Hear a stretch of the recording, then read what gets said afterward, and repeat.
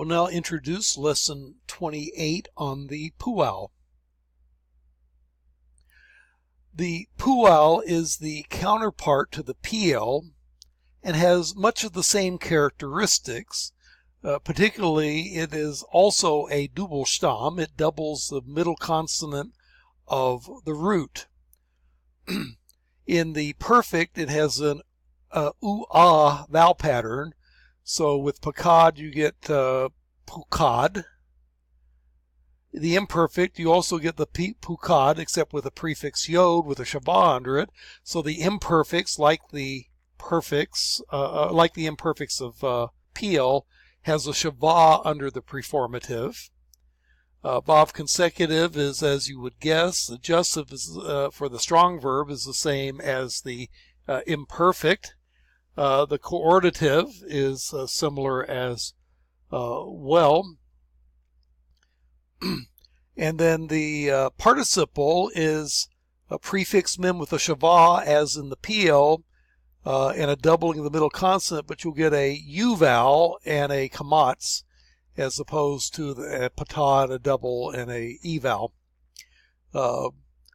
And then you see the infinitive absolute there and the infinitive construct. They're both the same form and not very common, pukod. So if you look at the paradigm, you get, well, we'll say that if the PL, pikade, means to appoint a lot, pukad would mean to be appointed a lot. So pukad, he was appointed a lot. Pukada, she was appointed a lot. Pugadta, again, the same endings as in the PL. In the perfect. Same preformatives as in the PL in the imperfect, with shava under the preformatives, except for the aleph, which gets a hataf patah because it's a guttural. Same problem with you can't double the yod on the vav consecutives, though you will double a tav. And the adjussive form, you can see, is the same as the imperfect. And then he gives you the coordinatives and the participles in the paradigm. The basic rule is that the vowel is to be understood as the passive voice of the PL. So here he jumps to kadosh to be holy. In the PL, kidesh means he sanctified, but the vowel kudash meant he was sanctified. In the imperfect, ye kadesh means he will sanctify, but ye kudash means he will be sanctified.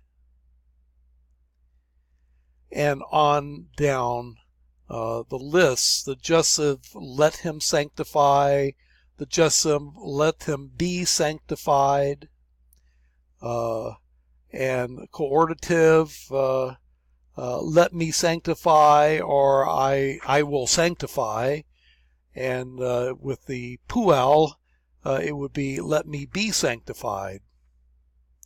The imperative doesn't actually occur, so he doesn't give you that for the vowel, but if it did occur, it would be sanctified. And the participle is one who is sanctified, passive meaning. So anyway, the vowel is not nearly as common as the PL, but it does occur, and now you're familiar with it. And that's that particular form. Now we want to say a bit more about clauses beginning with hene, or the short form of that, hein. Hene and hein have traditionally been translated behold or look.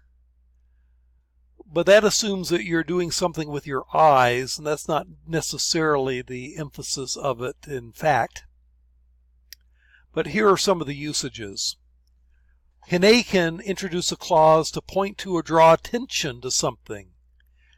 So the effect of it is pay attention. particle appears in many verbal and adverbial clauses to add the force of immediacy to the account, making the reader aware that the action is going on in the speaker's mind or the object is actually in sight. So in Genesis 28, 12 and 13, it speaks about how Jacob dreamed, and then you have a hene clause, and kind of the idea of vivid immediacy, and there was a staircase, and he goes on, and there were angels of God, and there was Yahweh. And so each of these hene clauses are basically a vivid immediacy to the narration, focusing the attention of the reader on that. Now you could translate that behold, but that seems not quite exactly the right point. Another usage is stating something that exists or is present. So hine ha'ish, traditional rendering behold the man, but could just mean here's the man. The man's here. Man exists. Hine ha'ish takai, here's your wife. In these constructions, the particle may appear with pronominal suffixes. Hine could be translated behold me or here I am. Now, hine does take pronominal suffixes, and here's a chart that shows them. Hino would be hine plus o, him, behold him. Hinka would be behold you, masculine singular, sometimes spelled with a kamatz he after the kaf as a homonym. And then hinak would be behold you, lady. And then hini is behold me. In Pazel, it shows up as hineni, here I am. And then hinam, behold them. And then hinakem, behold them. Behold you guys, I should say. And then hinenu or hinenu or hinnu, all of them various forms of behold us. And again, it could just mean, there we are, that kind of meaning. And then it can introduce a fact that lays the foundation for a following clause.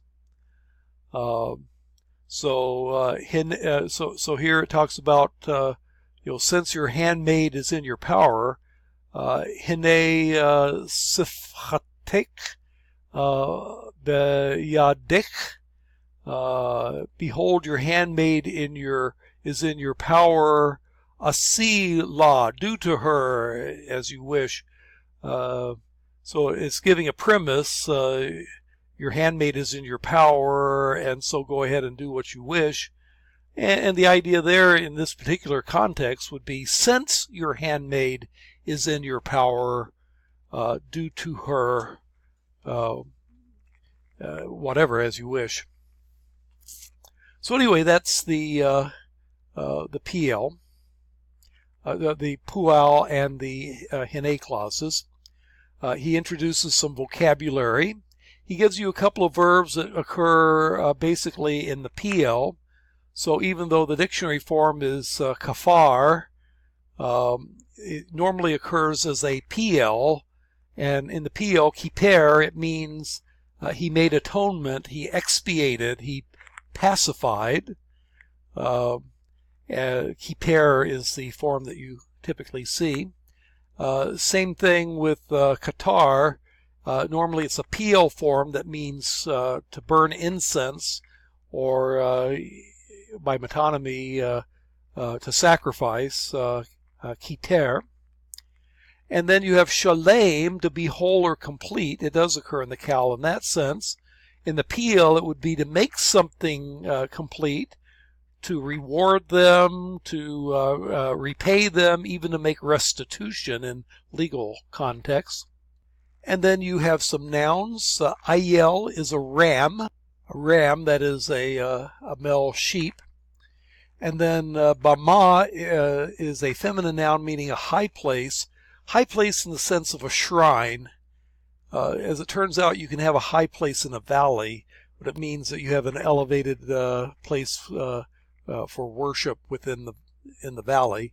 Although a lot of the high places were on the mountains and hilltops in ancient Israel. So Bama, high place, referring to a shrine.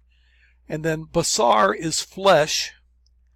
It can refer to like butcher meat, flesh, but it can also mean a body or a person. All flesh will see it together would be all people will see it together.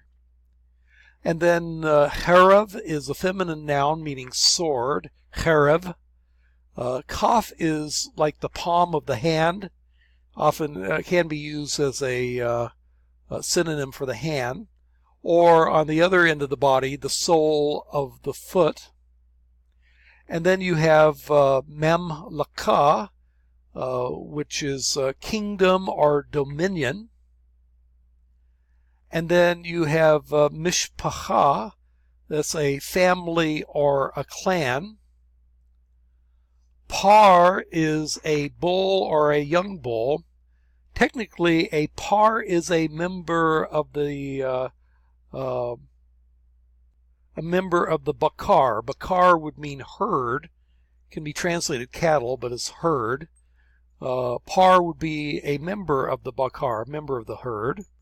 And then the feminine form is para. That would be a female cow. Well, I guess all cows are female, or a heifer. We've introduced hain and hene already. Traditionally translated look or behold, or can be translated here is, or just give some emphasis on paying attention. And then neged means in front of or opposite as a preposition or as a adverb. Well, the exercises will let you practice PL and PUALs. And you'll also do some translation from Hebrew into English, including one verse from Proverbs chapter 11. On the next video, we'll do some drilling from Clemens.